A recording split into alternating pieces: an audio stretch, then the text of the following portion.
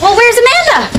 Hey, Rach, could you get me some cough drops? I mean, I'm thinking you could bring her, and you guys could go up to your old room and not make out. Ross, a cough drop, please. At least I know she's not going out with me to get into R-rated movies.